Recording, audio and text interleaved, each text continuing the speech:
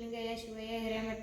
ನನ್ನ ಬೆಳಗಾವಿ ಜಿಲ್ಲಾ ಮೂಡಲಗಿ ತಾಲೂಕಿನ ಯಾದವಾಡ ಗ್ರಾಮದಲ್ಲಿ GNS ಯಾದವಾಡ 10ನೇ ತರಗತಿಯಲ್ಲಿ ಓದುತ್ತಿದ್ದೇನೆ. ಈ ಪ್ರಯೋಗದ ಹೆಸರು ರೈಡಿಂಗ್ ಗಾಗಲ್. ಈ ಪ್ರಯೋಗ ಮಾಡಲು ಮುಖ್ಯ ಉದ್ದೇಶವೇನೆಂದರೆ, ರಾತ್ರಿ ಸಮಯದಲ್ಲಿ ವಾಹನಗಳು ಎಷ್ಟು ಅಪಘಾತ ಆಗುವುದನ್ನು ನೋಡಿದ್ದೇವೆ. ಆದ ಕಾರಣ ವಾಹನ ಚಾಲಕನಿಗೆ ನಿದ್ದೆ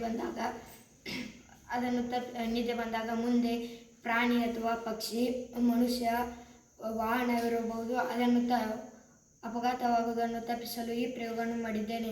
ಈ ಪ್ರಯೋಗ ಮಾಡಲು ಬಳಸುವ ಸಾಮಗ್ರಿಗಳು gear motor, battery, wheels, IR sensor, goggle, capacitors.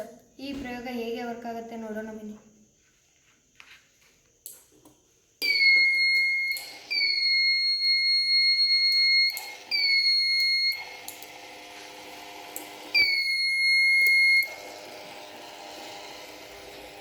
ನಿದ್ದೆ ಬಂದಾಗ ಗಾಡಿ ಆಟೋಮೆಟಿಕ್ ನಿಂತು ಬಿಡುತ್ತದೆ ಮತ್ತು ಕಣ್ಣು ತೆಗೆದಾಗ ಗಾಡಿ ಚಲಾಯಿಸುತ್ತದೆ.